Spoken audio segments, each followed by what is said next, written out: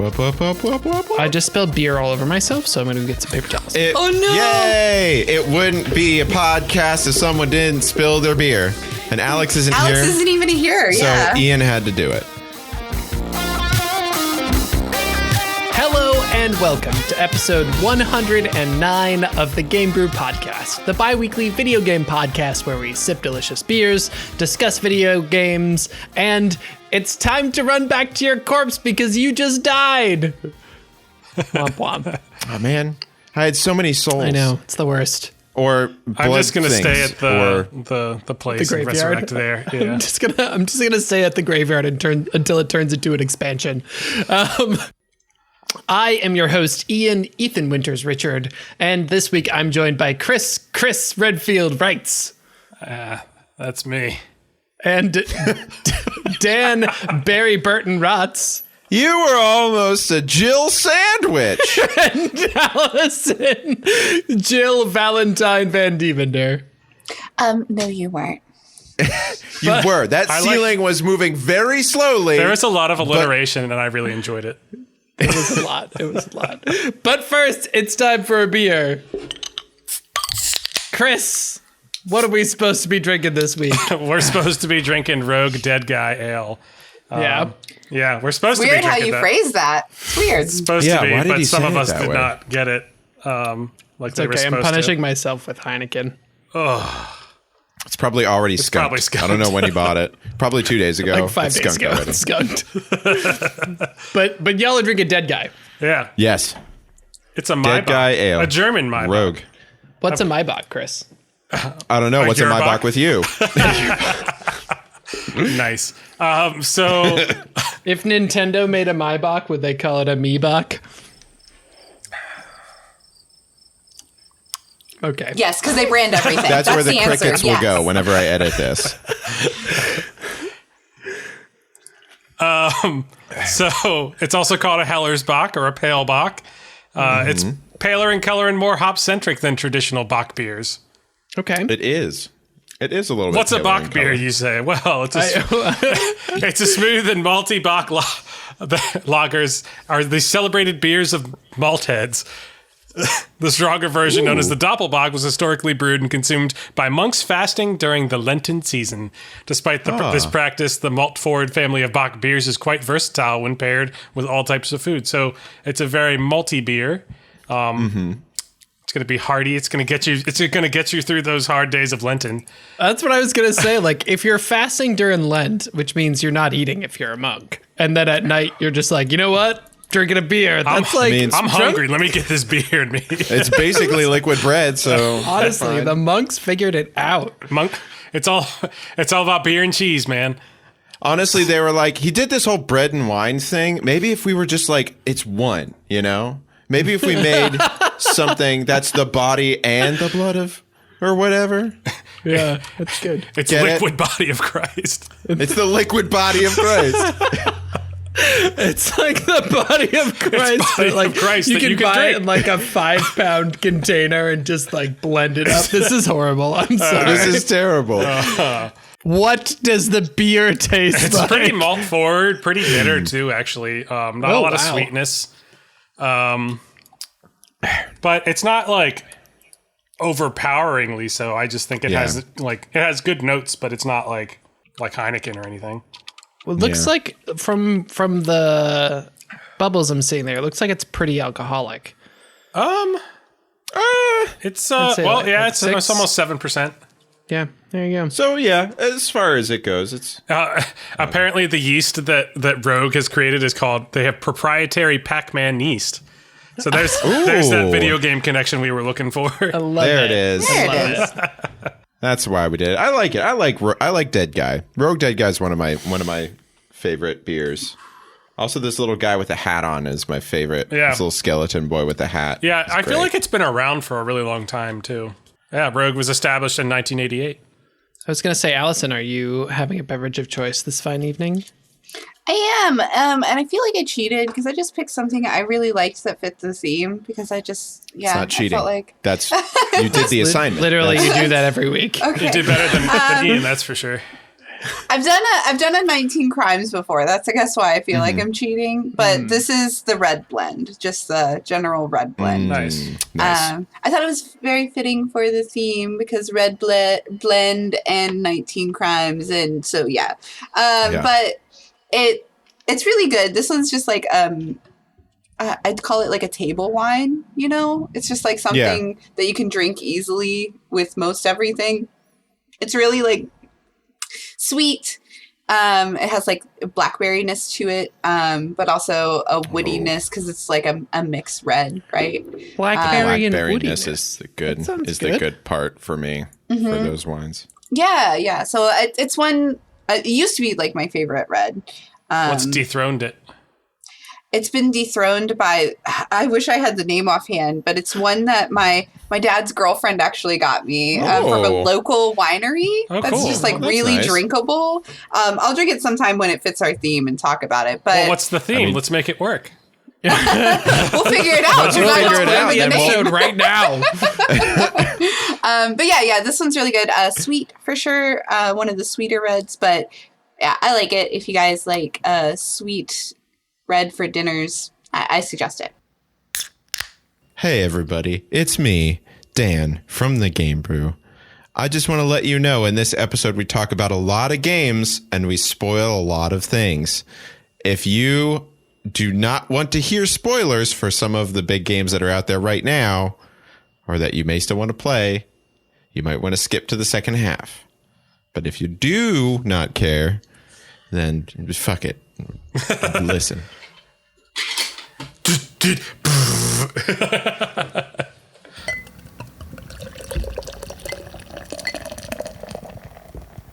This week has been a fun week because, this past week has been a fun week because Chris came down to visit and he lent me his PS4.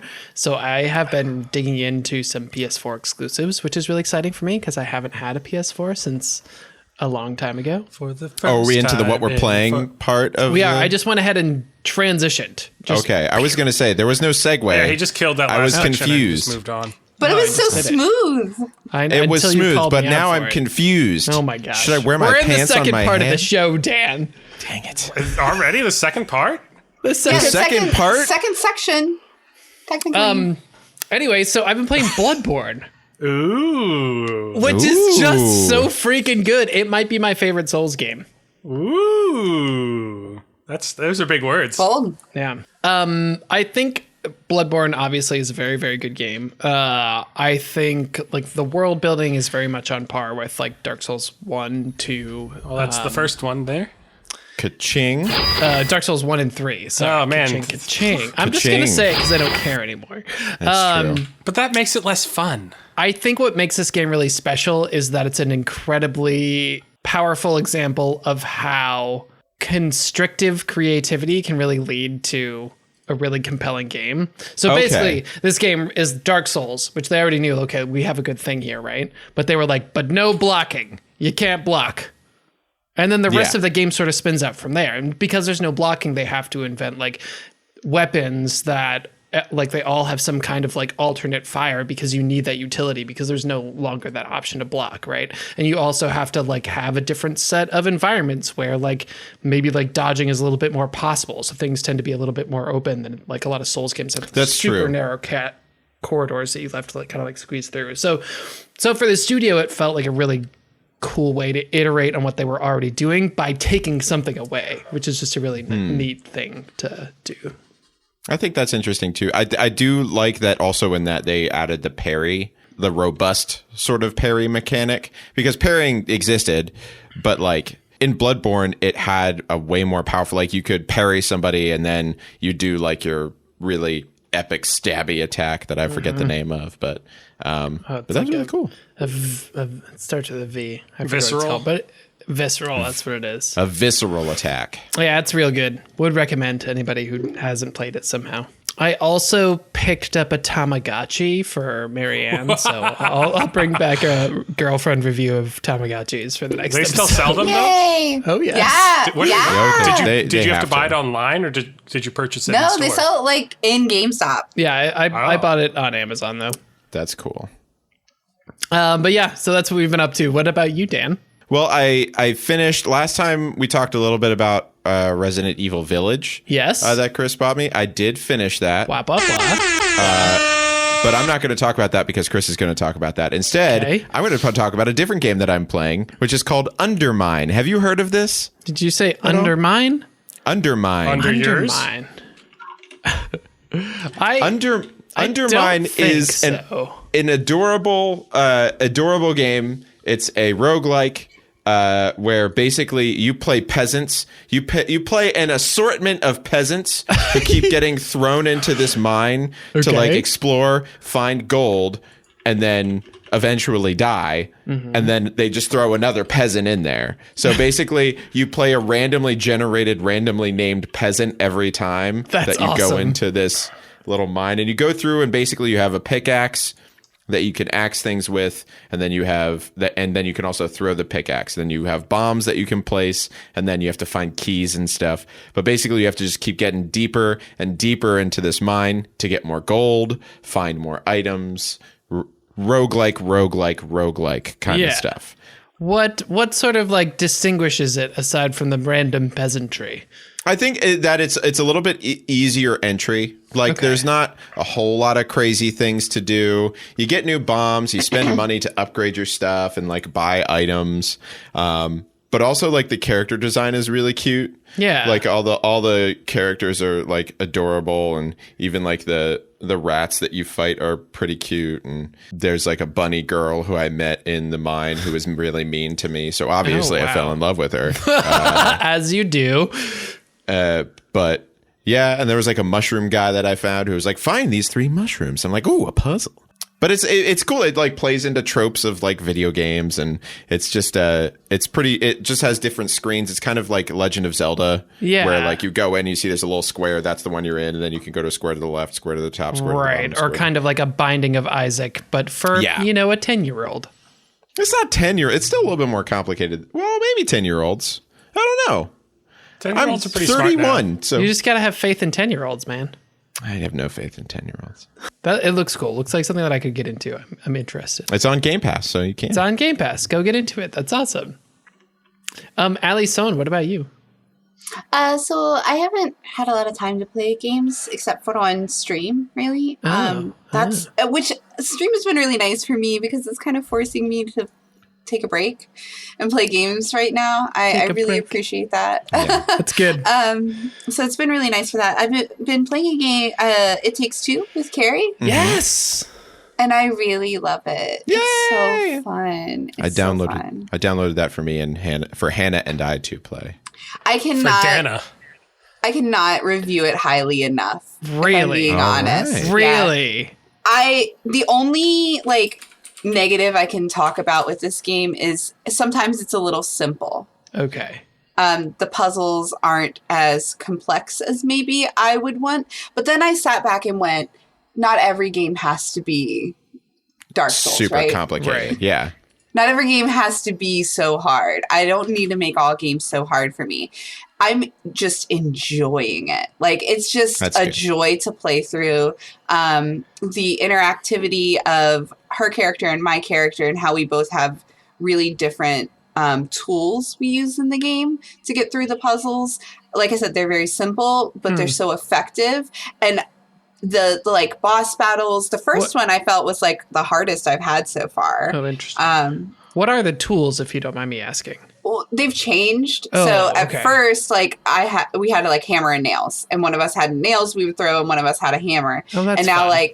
I have a sap gun, like a sticky sap gun, and she has explosive arrows, basically, so that can light my sap on fire. So the way that the game kind of weaves these things together is really nifty.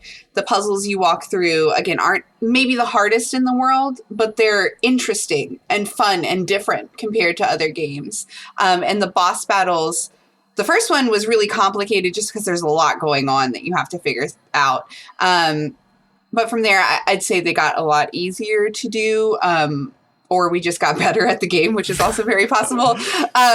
But the boss battles are also unique and fun. And I think Cuphead kind of like unique bosses where it's just something fresh and different. I'm not just tanking and spanking. I have to do these special things to get through these bosses. Love the game. Love it. Everyone get it and find someone to play with. Seriously. And you only have to have one copy to play on a computer. Yes, that's great. Which I think is so big, so cool, and it's not an expensive game. Like, I can't talk highly about it enough, honestly. Or it's Xbox, so good. They did the same thing on For Our Way Out. Yeah, that's the last game I know of that has done that, at least that I tried to play. So, well, I mean, it was by them, so it's the same publisher, right? Yeah. Right. That's what I'm saying. Like, I don't know why I know why other games aren't jumping on that. Right? I know why, but like, I just think it's so unique that they offer that. It's very cool. It seems like the guy that created, the director of the game, Joseph Fares, he's really into. It seems like he's really into like multiplayer games because he's done A Way Out, It Takes Two, and Brothers: A Tale of Two Sons, which are all very multiplayer focused, or co-op multiplayer focused. So. And they're a lot of the most unique, like, co-op multiplayer that I've seen. And like I said, the accessibility of being able to play it without having two copies is just really cool because you can give all of your friends an experience if you have it. I don't know. It's very cool. I like this game. Definitely something. The one thing that I was a little worried about when I was thinking about this game and kind of wanting to play it too was that it like has to do with a divorce. Yeah. Okay, so that's the thing. Like, you need to go into this. Like, it's really cutely animated. It's gorgeous. The characters are so adorable, but also sad. Real and I've stuff. been told it like it keeps is getting sad. sadder. Really? Yeah. Like, it's sad. It's sad. On the surface of this really cutesy game is a very sad plot. And I'm hoping for a happy ending, but the way people tell me it gets sadder, I'm thinking maybe I'm not getting it. All so right. we'll see. Keep us updated. Keep us updated. I will. Ruin the game for you. Noted. Got it. Thank you. Speaking of ruining games, Chris, have you been playing anything lately? Yeah, I have. Okay, you want to fill us in? What's basically exciting I'm here? trying 'Cause you've got a lot on this list. I've had a busy week in my gaming life. So the reason that I brought my PS4 down to Ian was because I bought a PS5 finally. Nice. Heyo. So before, Thanks for your hand-me-downs, Chris. I appreciate it. yeah, no problem. Before I go all the way into playing stuff on PS5, I've been trying to clean up some stuff on my back burner, I guess. So finished Resident Evil 8. I'll go back to that, but and then I've been working on Jedi Fallen Order as well. But Yes. yeah, I'm gonna finish it because I know, like, for me, I know if I don't finish it now, I will never touch it again. You won't finish it ever. Yeah. Yep. So I'm doing know I'm that. doing it now. It's the right thing to do. It's the right thing to do, but it is difficult. So yeah, Resident Evil 8. I think it's a really good entry for people like me that aren't hardcore scary game people. Or even hardcore Resident Evil fans, because it kind of bridges the gap between like some of the classic Resident Evil stuff. Yeah, no, I mean, I watched Zero. I watched Zero Punctuation's review of it today, and it was basically like the whole time he was comparing it to 4 and 7 just smashed together. And that's again, that's pretty much basically what what it it is. I thought it was interesting that there were different sections of it that were basically almost like separate games in themselves in a way. Especially in what way? Can you bring us into that a little bit more? can I spoilers, I guess. I mean, this episode is basically going to be spoilers. Holy crap, there's so many spoilers. Yeah, that's true. So here's a spoiler for Resident Evil 8. If you don't want to know about it, stop Allison listening. took her headphones off. Allison took her headphones off. So there are 4, you've been warned. There are 4 bosses, 4 main bosses, I guess, or 4 sections that you have to go to. And each of them kind of has their own little castle or like a house or a factory or whatever. Yeah, a lake. someplace where they live. Yeah. Sure. And each of them have slightly different gameplay, and that keeps everything really fresh. Part of that is also, I think, the problem, because especially in the second one, they just made up a reason why you couldn't have your guns.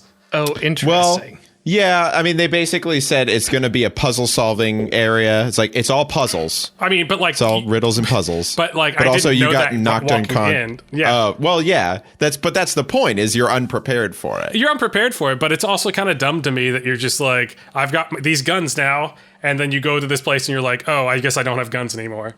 Well, no, that it's not even that they take them away from you. You're hallucinating. You're hallucinating. Chris was hallucinating the whole time. I'm pretty sure. Okay, sorry. Anyway. That was maybe a more loaded question than maybe. Who knows? I don't know. I don't remember. It's Resident Evil. Listen, It's Resident Evil. It doesn't matter. Your hands have been cut off so many times as Ethan Winters. Yeah. Like it doesn't matter. Like it's not. No, you're Allison. You're good. It's fine. You're that good. happened. You're good. That happened. No, you're fine. That happened in Resident Evil 7. Chris gave me a thumbs down, so I just thought I wasn't safe. Sorry, to come I didn't back know we yet. were coming back. But yeah, so like I guess we probably maybe want to do a microbrew on this if we want to get really into it. Right. But anyway, Anyways. like each of the different areas of the game sort of fundamentally changes how you play it. Yes. But also, it still has the same sort of functionality over the whole thing. I mean, generally, it's smooth. It's pretty. It's very pretty. The characters are memorable. And there's some really I heard great, there wasn't great enough parts Lady of, D. There is I think there was enough. No, I think there was enough. disagree. I think the whole thing with everyone got real excited about her. Yeah. I mean, she was really good. She was really good, but also it's like, how much can you do, you know? Agree to disagree. We will agree to disagree. Well, I think we killed that. Yeah. So yeah, I think we killed that. And speaking of the untimely deaths of things related to video games, in the first half of the show, we wanted to talk about impactful video game deaths. That is, characters who've died in video games and sort of the memorable ones and why they were memorable. Which is, Dan, you're making a face. Is that the wrong? No, topic? you just said why they were memorable. That's what it sounded like. I'm pretty sure that's the word, Dan, is remember. Wow, guys. How many Heinekens have you had, Ian? I've had 3/4 of a Heineken and a very long weekend. And the one that always pops up for me, which Allison, I hope you yell at me for this, is Aerith, right? Like the death of Aerith always means so much to me, especially as a young boy. So you were good. so happy and I was so sad. Man, it was so Memorable good. for different reasons. But I think maybe the best written one in recent memory is the death of John Marston in Red Dead Redemption at the very, very end of that, which just like ties up his whole story so well. You know, yes, but also you haven't played RDR2, have you? No, I have not. Okay. Spoilers. I mean, this whole episode is spoilers. Just go for Yeah, it. like if you don't want just to, once we start to say a game, just be aware. In Red Dead Redemption 2, Yeah. I would argue Boogaloo.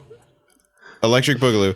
I would argue that I think that the death of Arthur Morgan in that has a lot more meaning in that, number one, it kind of leads into John Marston's story. So then you kind of find out why John Marston is dead set on saving his family, but also doing all these terrible things and still trying to be a slightly good person, because the whole arc of RDR2 is that he knows he's going to die, and he's like trying to make up for all of this bad stuff he's been doing.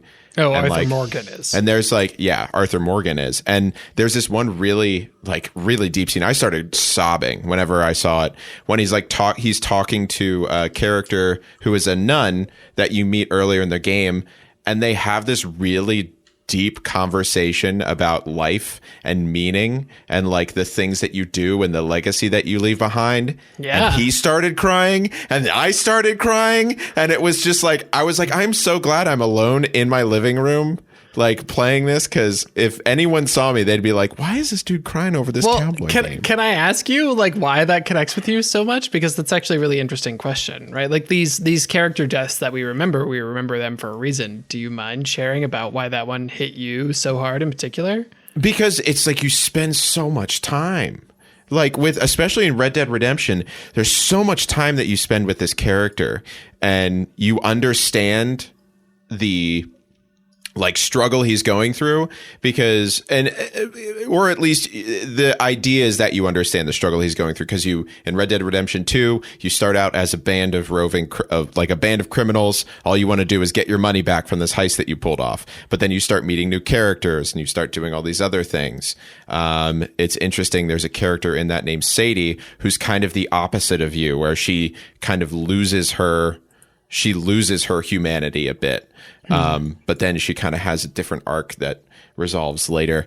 But you just spend so much time and you see like all the struggles this person goes through. And in Red Dead Redemption 2, it's so gritty and like, it's just awful. Like all the characters are just awful in this game. So even seeing that little bit of redemption from one person who was awful, but is like trying to like make the world better or prevent somebody else from doing the worst thing that they could, is like it's moving. So I don't know. None of you have any of you played Red Dead Redemption 2? I've played some of it, but I have not finished it. Okay, yeah, it's long. It's a long game. Even when you think it's done, it's not done. So in typical Rockstar fashion. Yep. Dan, do you have any that sunk in with you aside from Red Dead Redemption 2? Arthur Morgan? I mean, so many. I could literally talk forever about times I've cried playing video games. Because it's a lot. I mean, it's a lot. There's a lot of things that like that I do. I'm a very you know, that time the princess was in another castle was just really hard for me. It was so heartbreaking. The other one is, I mean, also super spoilers. The Last of Us 2. Oh yeah. If anyone plans on playing Last of Us 2 and you don't know the big thing that everyone was mad about. I plan on playing The Last of Us, but not The Last of Us 2. And The Last of Us has already been ruined for me, so Last of Us 2 was ruined for me, so I'm here for it. Okay, well if it hasn't been ruined for you, here's your spoiler alert. The death of Joel in that is very like emotional and raw, because the whole plot of the game is just about vengeance and like misplaced rage and like the lengths that people go to try and find this catharsis from like revenge, just to kind of realize that it is not, that like there is nothing satisfying about these kind of things. You spend all this effort and this time going after revenge, and then you get your revenge and you're like, well, this doesn't feel good at all. Kind of exactly. Because you think that, I mean, I've been playing as Ellie this whole time. I assume I'm going to play as Joel eventually. And you do. You're like, oh, okay, I'm Joel here. I get it. Yeah. And then all of a sudden, like, oh no, like stuff starts to go down. And then you're like, wait, what the hell's happening? And then it just happens in a very brutal fashion. And then you're just mad. You're just angry. But like, I wasn't angry at the studio. A lot of people were angry at the studio for doing that. I was angry at the characters, and I feel like that's a little bit more what they were going for with it, was to have this sort of. It is interesting with all of these meaningful deaths, right? Like particularly the characters, I think a lot of times that we remember are the ones that do pass on or like end in some fashion, right? A lot of the video game characters that we're talking about, you're like, oh yeah, that person really sticks in my mind. Yeah. And I have to believe that part of that is because they have an ending to their story. I mean, yeah. I think about ones, I feel like it's so easy to go with these heavy story games for these, right? It's true. There are these characters who have developed really grandly in front of us and then have an end, right? So if you don't have that emotional attachment to a character, it's not really going to mean that much to you. But I kind of thought of one that I thought might be interesting if anyone else even considered. Mm-hmm. So any of you big Metroid fans? Oh yeah. Yes. 100%. Okay. So one of my most impactful ones that I remember, like one of the first ones was Baby, like the baby Metroid. The baby Metroid. Oh no, rip. You're right. Because like that was such a like strange how you save the baby, and then when you battle Mother Brain, it saves you. Right. and dies. Yeah. So that was like, Oh.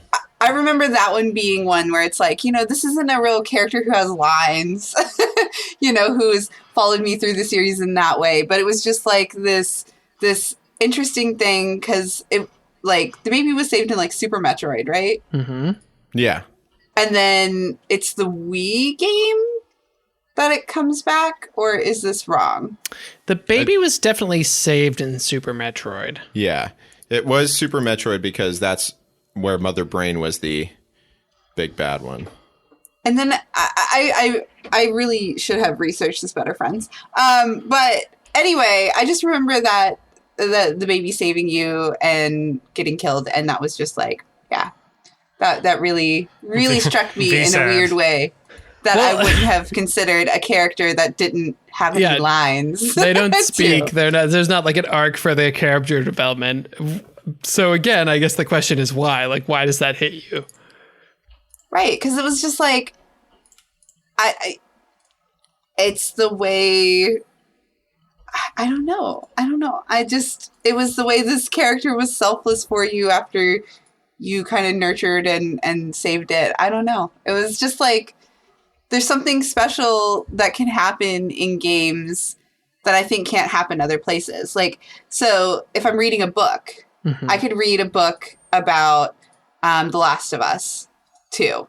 And I could have gotten that character development in those stories and felt the same way that I did for those characters who died. But in this instance, without like the visual medium of the games, I really just don't feel like you would have had any connection to this little baby character. Yeah. Do you think part of that is like because you're part of like the actions and the things that lead up to that? Like you don't really have a choice about saving the baby, but like right, but that's still you. You're playing that character. You are that you character. You are Samus Aran. So you feel that emotional attachment that Samus would have felt for that moment, I feel like. Did you play the Walking Dead Telltale game, Allison? Mm-hmm. Yeah. Do you feel the same way about that? Yeah. I don't know. I felt less connected to the Telltale game. That's interesting. That is interesting now that you've brought that up. Yeah, so Lee was kind of like, he was not a mother character, right? Where Mother Brain would be, but a father character for sure. Mm-hmm. Yeah, and you're right. I don't know what it was about the Telltale games. I didn't feel as emotionally connected to those games as I did other games. I don't know. I guess because they felt very linear, and they felt very uncontrollable. Whereas in like when you're moving around in a map, you feel more like you're the character. I feel like. Whereas in the Telltale games, I feel like I was watching a story unfold. Like I wasn't really involved in it as much as they'd like to make you feel like you are. I just don't feel like you are in those. It's not like it is in what's the game for PlayStation with the girl who can reverse time? Sorry. Oh, Life is Strange. Life is Strange. That one I felt like a connection to because I felt in control more. In the Telltale games, I feel like a story's unfolding before me, and I don't really have control of it, if that makes sense. Yeah. Yeah, I think that makes sense in a certain way. Like that the element of like operability of the character is really important for you to feel like you're... immersion and just like being a part of the story rather than having the story fall around me. All right, moving on, Chris. Going back to some From Software games. Oh, interesting really? that we're going there because I was actually thinking that too. So two of the only NPCs in Dark Souls are actually like nice to you and actually like are your friend are Solera of Astora, and there's an A. The Onion Knight. Yeah, the Onion Knight in Dark Souls. What's his name? I don't know, but he talks like this. It's like, oh, what are you doing over there? Sigmair of Katarina. There it is. These are like two of the only friendly people in Dark Souls. Door, but it's locked. and then he just goes back to sleep. But they're like the only nice people in this game. And in a game that's like constantly trying to kill you, Yeah. they're like little bright spots. And Yeah. one of the hardest things was in this game you can't like really save scum very much. I don't think very easily without just straight turning your computer off so it doesn't have a chance to save. So I remember I was doing like I had like helped save both of them from different things at certain points, and I got to a point late in the game that Sigmar was like, "Oh, we got to go jump down this hole. Okay, ready, go." And I was like, wait, no. And he died and couldn't come back, and that was heartbreaking for me. And so it got to the point where I basically looked up Solaire's like path after that to make sure that I could save him at least. Oh, interesting. Because I couldn't save Stop him Onion from Knight. jumping in any holes. It's like it is very much like just a point of light in a very dark place when you find friends in Dark Souls for sure. And in life, which is why we keep doing this podcast. Exactly. That's true. But I know we're kind of running out of time, so I'm just going to do some lightning round right here. Yeah, lightning round, ready to go. All right, Vesemir, when he dies in The Witcher 3, is super emotional. I didn't know that happened. Well, Again, spoilers. spoilers. But he goes out pretty hard, and it's awesome, and they have like a whole ceremony for him. It's great. Dom in Gears of War 3. Oh, that's so sad. He went out for us. He's a bro. He is, but man. To the Moon was sad because you were just like these two randos trying to help this guy do his life mission or whatever, or his life goal or his life, whatever he wanted to do with his life. And you get close to him because you actually do all of those things in his life, or like you find out what that is and then do it for him. It's great. And then Mass Effect has a ton. I had to save scum for Rex because I wasn't going to let him die in the first game. That's true. And then Morden Solus redeems himself in one of the later games, and that was also epic. Another one that people always forget is all of the characters in Majora's Mask, the masks that you take over, because they're all dead. They're all like dead heroes that you are embodying. But also, every 3 days, people are just dying. Everyone. Well, that's true. Get out of here, Bugs. What are you doing in here? Also, rip those bugs in Dan's room. Yeah. It's just a gnat. I don't know where he's coming from. Yeah. Okay. Lightning rounds, go. I'm trying to think of like one that really touched me aside from all the things that we've already talked about.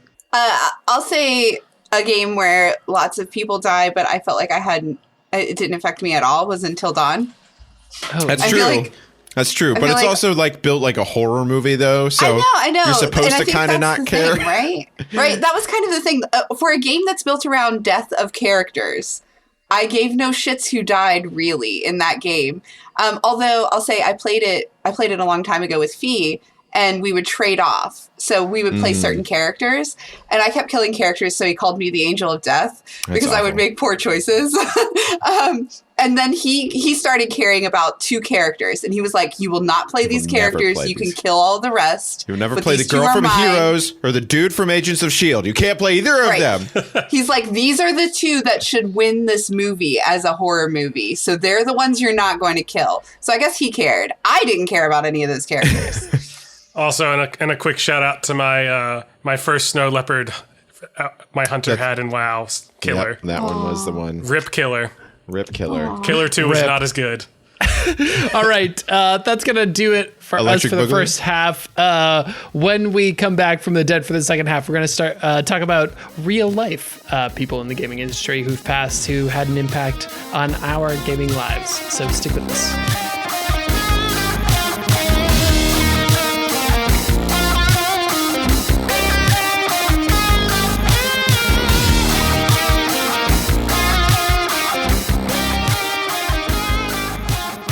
Hello and welcome back to the second half of the GameBrew Podcast. We're checking in with our beer, which is Rogue's Dead Guy. Yeah, and totally not on the floor. Yes, ours is not on the floor. I spilled my beer on the floor. Is what they're referring to. It was very, very tragic. Well, I was just pouring one out for my video game character homies that we were talking about in the first half. Okay, good save. It's good. I like Rogue Dead Guy. I could drink it forever. Like it's like chunkability's pretty high. Like for the type of beer it is. Yeah, I would agree. I mean, I think it's also particular to the person because it is a little bit bitter on the back end, which kind of lingers in your mouth. Yeah, but if you keep drinking it, it's not as bad. Allison, is yours still working for you for the second half? I finished my mug, and I'm not doing a second mug because Allison works tomorrow. So so does Dan. Wise. So does Chris. But it's very good. Yeah, it's still drinkable. Like I said, this is one of my faves, so I feel like I'm cheating because I just love it so much. That's bad that you think it's cheating to drink something you like on the podcast. Well, because I already knew I liked it. So, yeah, it's just like I knew I liked this. I don't know what to say about it. It's good. It's good. It's good. Yes. All right, so in the first half of the show, we talked about fictional video game characters that had an impact on us, and then they had passed away. And in the second half, we wanted to also take a moment to memorialize some of the people who've passed away who made a big difference either in our personal gaming lives or just like in the lives of gamers in general. And it's interesting because gaming is video gaming in the way that we think about it currently is a fairly young thing. It's not like, classical music where there's hundreds of years of history in that sphere. And so even I was putting this in quotes, the older generation of developers and people who influence the genre are not really that young or that old. One that I wanted to call out in particular was a fellow named Gerald Lawson. Okay, so he was an American electronic engineer, and he worked on a console known as the Fairchild Channel F console, and this was like pre-Atari, pre-Intellivision. And what it did was that he basically invented the idea of using a game cartridge as the way to deliver software to a console, without which, Nintendo's would have never existed, and we may have a completely different gaming system in the first place. But I thought that was a really cool fact, something that I had never known. He only just passed away 10 years ago. Also, he was black, and so to see and learn about someone who was black and such an influence on the genre, just wanting to call that out, I thought was fun too. I had never heard of him. What's that? I had never heard of him. Yeah, me neither. That's That's exactly what I thought. I was like, how have I never heard of this guy before? It's crazy. It's crazy. Apparently, he also invented an 8-directional controller, which was super new. And that was also kind of a question mark for me, because when Nintendo patented their NES controller, they actually patented the D-pad. Did you guys know that? No, I didn't. Nintendo still holds a patent on the up, down, left, right, or did hold a patent at some point on the up, down, left, right D-pad, which is why a Sega Genesis had an 8-directional, and the PlayStation 1 ones were separate, so they're technically separate buttons, not a D-pad. That's so interesting. Yeah. Who knew? Yeah, no. No, looking at his picture, I've seen his picture before for sure. But that was one that I wanted to call out because I didn't really have any personal connections or people in gaming that I was deeply invested in their story or who they were, who I knew had passed away. But that was one I wanted to call out. Allison, did you have one that you wanted to talk through a little bit? So I know Chris had mentioned somebody who was in the World of Warcraft world, but I just wanted to mention Byron Reckful Bernstein. Bernstein? How do I say that? I feel bad. I only knew him as Reckful, so sorry for butchering that. But so he was a WoW player and streamer who passed, and I just remember how big it was, especially on his server. I'm pretty sure it happened on all the servers. I wasn't really playing WoW at the time, but I watched people go to it in the Cathedral of Light. People just gathered for a big memorial for him. And now there's a rogue trainer there that they put into the game that they can interact with. And they give like, dialogue that's reminiscent of things that he did or his career in World of Warcraft, which I just think is really cool that they kind of took that extra step in game after they clearly had this person who had such an impact on their platform. And the people showing up for that was crazy. I'd never seen anything like that. What was Regful like for anybody? Like, I didn't know before I started doing research for this topic. So what was his impact, and like what did he stand for, and how did it affect you? He was like a really influential just rogue streamer in the game. He had a big follower base, really. So I mean, yeah, that was the big thing. He created or was working on a game when he died called Everland, which I don't think has released. I think it like had a stress test last year, but I don't. Somebody can fix that later if somebody who's listening knows. But I'm fairly certain it never actually has fully released yet. So that was another thing that he kind of brought to the gaming world, which was an MMO he was working on himself. So clearly he knew the inner workings of games and kind of spoke about video games in a very unique way, I think, as a streamer. Somebody who really knows the inner workings of MMOs and games and things. So, but that also kind of leads me into a second thing I wanted to mention. I love NoPixel, which is a GTA 5 RP server. Okay. And they have like a memorial stone in the middle of San Andreas, where they list all of the people from their server who have passed, and they have like in-game memorial services too that they stream when these things happen, and they're just so moving and so sweet. And like, I don't know, there's something really special about the gaming community and losing somebody who you consider like one of your own. And Rectful in his memorial service, and then watching a lot of these streaming memorial services on NoPixel, they kind of give me that same energy where it's just like, it's always so sad, but it just like brings these people together in a really special way who like would have never met if it weren't for video games, and the impact that these people have on other people's lives who you've never seen before.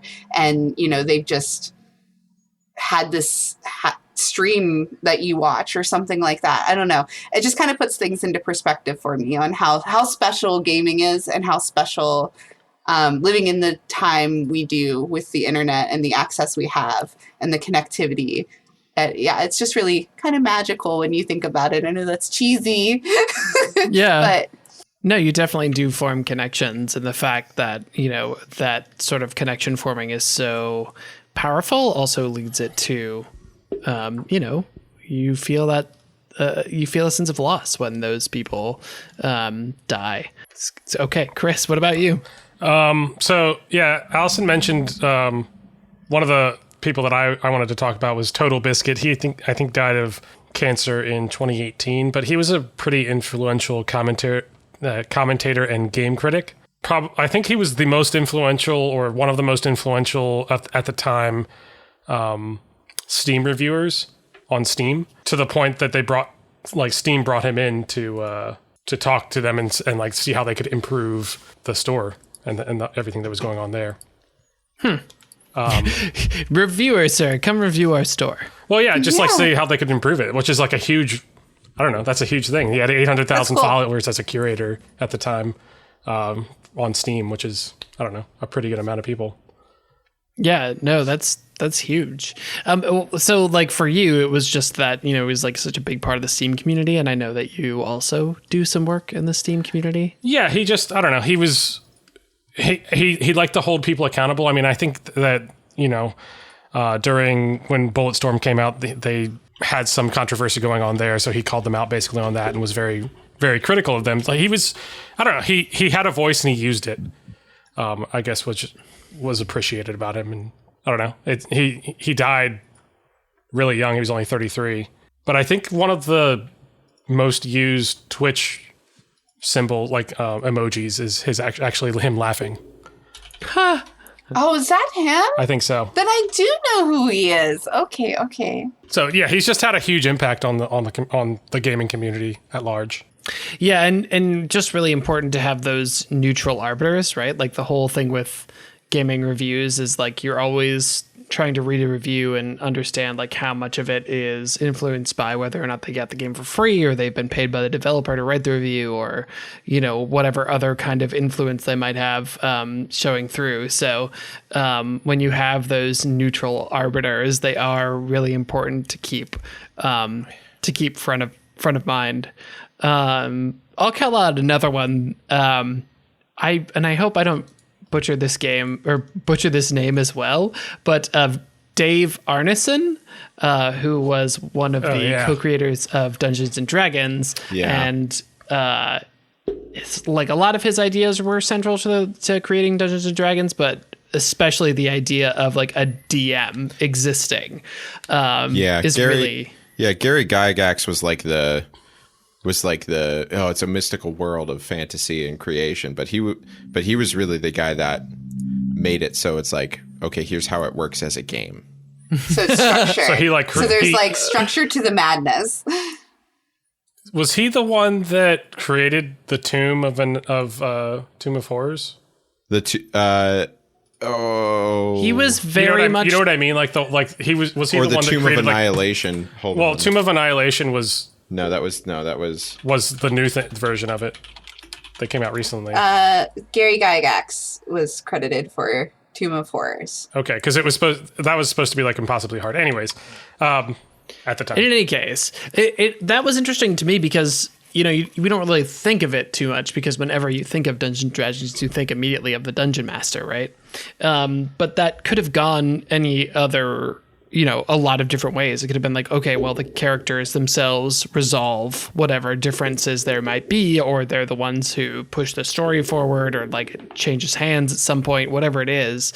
But instead, the idea of like a judge who's sort of overseeing the world makes for, I think, an experience that is much more realistic for the very reasons that people like to rag on DMs for, right? Like, oh, they're super mean. But like, no, the world just doesn't necessarily care about you as much as you care about yourself.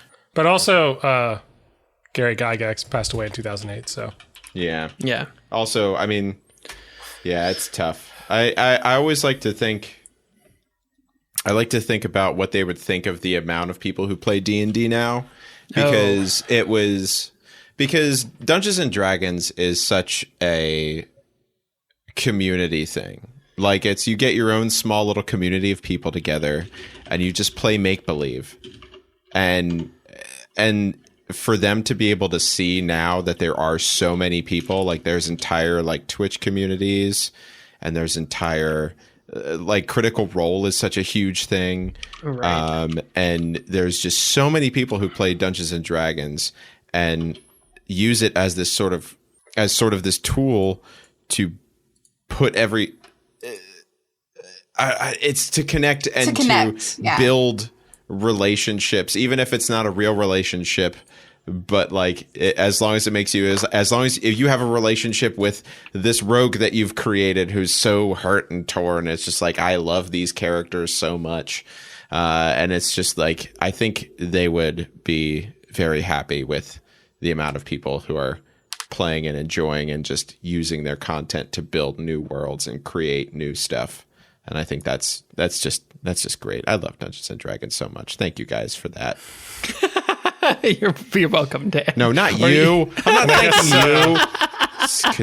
Self-centered. But without of Lord of the Rings, we wouldn't have had Dungeons and Dragons. So that's true. Thanks, JRR. Thanks, J.R. Tolkien. I want to make sure we mention Ramilla Creveling too. So can we hit that? Are we good? Yeah, get into it. Get into it. Let's go. I just didn't want to step on anyone. No, it's beautiful. It's great. So she was the first woman and first transgender person to play in LCS, the League of Legends Championship series. And that was like 2016. And I just remember personally how important that representation was to me when she started. And she actually stepped down because of a lot of harassment. Super, super sad. Super, super unfortunate. But I mean, I think only women or, you know, the people in the LGBTQ plus like branch can really understand the pressure, the insensitivity, and the hate that comes from the gaming community. So it's, you know, for me, when I saw that, it was so unfortunate because it's like I was finally getting this representation that I desire in a game that I liked and wish I could have gotten to that level, right? And to see somebody torn down so bad from it, I get it. I definitely get it. But also that was really sad for me that happened. And she ended up, she was a support too, which is big for me. She was a big Thresh player. I suck at Thresh, by the way, guys, if anyone needs to know that. But Thresh players are always my favorite in the LCS because it takes so much skill and I'm so impressed by them. That's a champion I wish I could play better. So yeah, she was definitely a big deal for me, and she unfortunately passed in her sleep. So yeah, that one definitely for me personally hit a special sad place, you know. Yeah, absolutely. And especially for League, where, you know, that community really just does need more representation and more like, be more welcoming, y'all. Less toxic. Yeah, what the heck? So to lose a person like that is that's just a big loss. Yeah. Mm-hmm. Anyone have anybody else they wanted to mention before we wrap? Dude that did the Game Boy. Oh. Gunpei Yoki? Yeah. Gunpei Yoki, creator of the Game Boy. Yeah. He passed away in the 90s, and so he didn't get to see what it really became with, I guess the Switch at this point. Right. So, I mean, there were handheld consoles before then, but I feel like that the Game Boy was the first one that really took hold. I mean, everyone had a Game Boy. Yeah, I had a Game Boy. Not of some had a Game Boy, but like sure pretty much some variety of Game Boys. Almost everyone had one. At least that I know. You know, the OG Game Boy is still in my parents' house. That's the one that has Tetris on when you poop, yes. right? Last time I saw it, I think it had It had like Wario Land in it or something like that. But that's solid. That's That's a great game for pooping because it is. He's got them poop jokes. Oh my gosh. But yeah, no. Well, sorry. Bring us just a little bit more in on that, Chris. Like, why is the Game Boy so important to you aside from its ubiquity? I mean, it was the first console I had. Really? Yeah, I didn't have it. I remember when I got that for Christmas. I think my sister might have gotten one too, maybe. I can't remember. But 2 Game Boys. I got Star Wars, the A New Hope game, which was impossible. Yes. Looking back, true. not a very good game. A Link's Awakening, which was fantastic. Mm-hmm. I didn't know how to do it, but I loved it. And Super Mario and Tetris. And everybody had Tetris. And I think I eventually got Killer Instinct for it too. Okay. So like first like gaming thing I had, and I played Pokemon on it. I don't know. It was like my first foray into gaming. I knew a lot of people. I had a lot of friends that had consoles and stuff, but like this was my first that was mine, and so that was really important to me. So really, like his legacy is what makes you sad about the fact that, or is your memorial with him more than anything? Yeah, I'm happy. It's like a really happy one. Yeah, that's good. I mean, that's a good. Yeah, I would say that, you know, some of these are sad, but also some of them are, you know, we wouldn't be talking about them if they didn't do something great. Yeah. Well, yeah, true. I think that's the thing about all of them. Yeah. Is they're sad because they did something great for us. Or we're sad because they may not still be here to see the greatness that they pervaded. Yeah. Right. Yeah. They were trailblazers. Too true. And I think a good place to leave it for this episode. So thanks to all of those people and the many more who obviously we weren't able to mention in that short period of time. And that's going to be it for us tonight. So say goodnight, everybody. Good night. Good night, everybody.